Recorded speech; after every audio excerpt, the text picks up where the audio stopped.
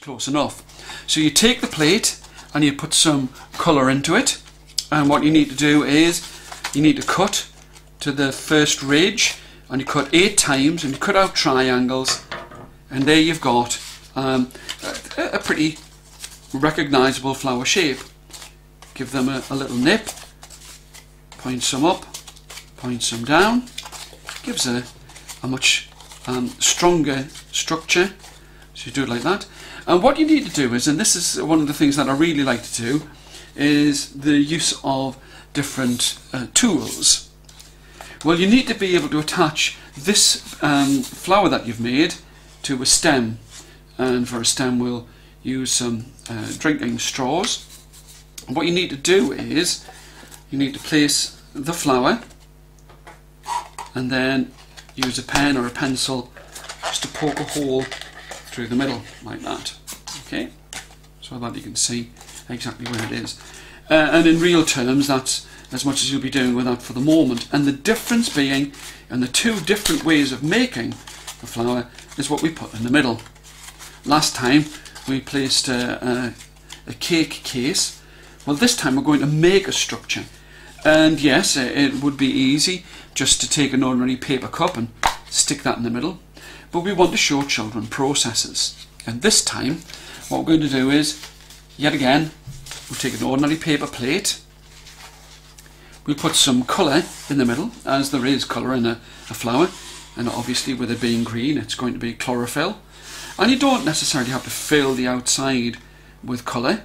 What you do is you have a small amount of paint on the brush, and it gives quite an interesting effect, as you would see in real life. So, again, you're going to be cutting, but this time it's slightly different. I'll use quite a thick marker so you can see this. You place this, which is the middle of some wrapping paper, some gift paper. Place it in the middle. And after you've painted it, draw a circle, roughly where the middle is. And this time you're going to do quite long cuts. And you're going to cut all of the way from the outside. And again, it's going to be in 8ths.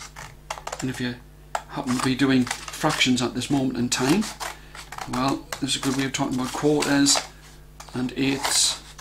And cut up to that line. And you cut like so, all the way around. And this time, with this being almost like the trumpet part of the whole structure, what you're going to do is you're going to make cuts that make these parts look like that. Quite thin and curved. Oops, I haven't put that into its quarter. 8th, sorry.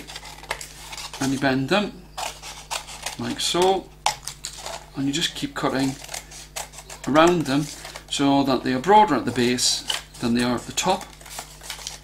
And if you're talking about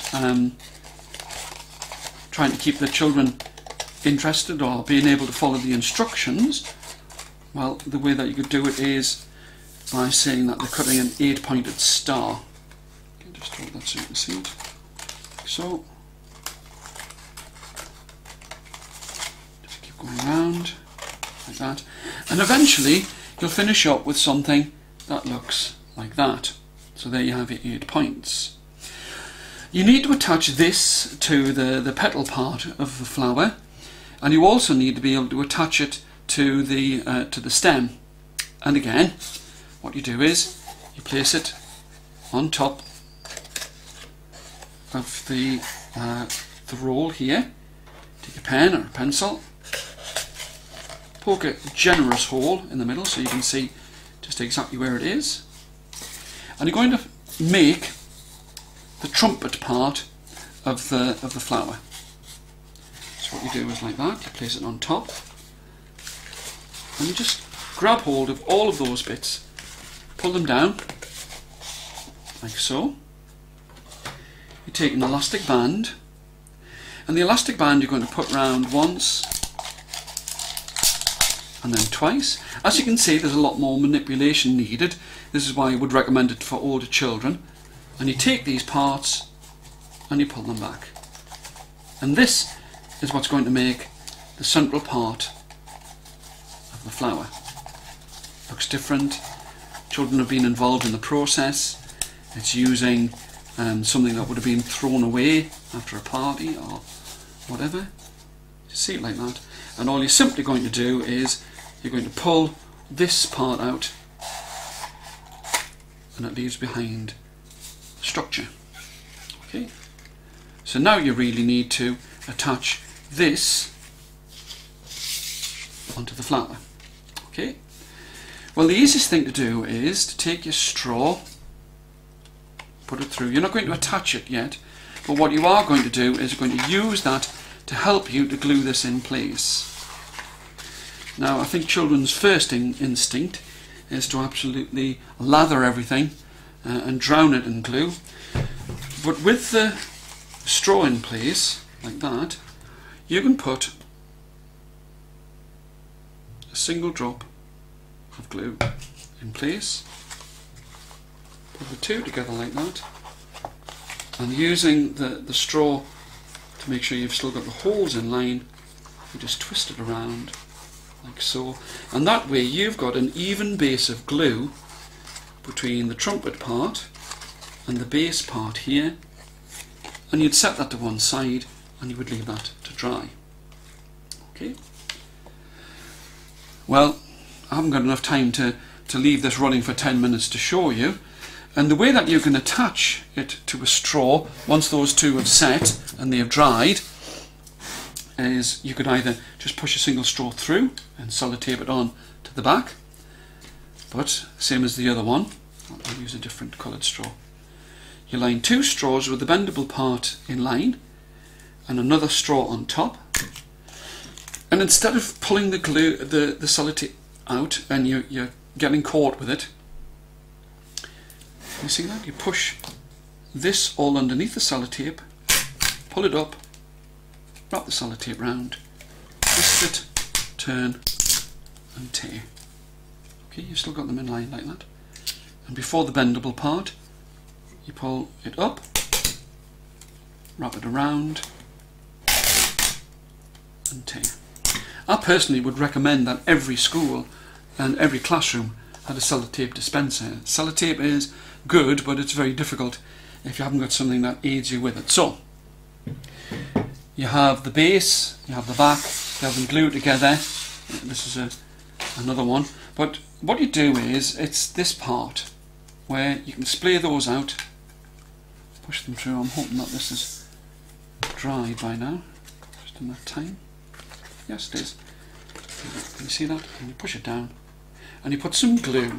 Now, I always recommend that you put some glue on one edge and on the opposite edge, and you just twist it round and you leave that to dry. And that takes, again, like I say, it takes about 10 minutes. Well, here is a one that I've done already, and to try and make it look authentic, what you do is you cut down the middle of that straw 3 or 4 times and splay it out.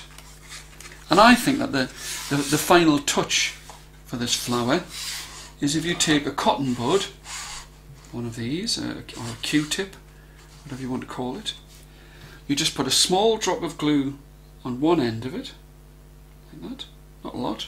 You take it and you push it down the middle of the straw that you've splayed out.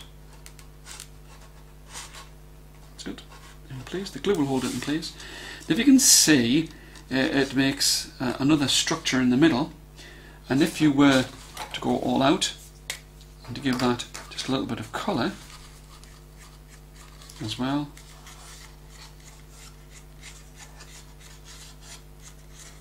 like so,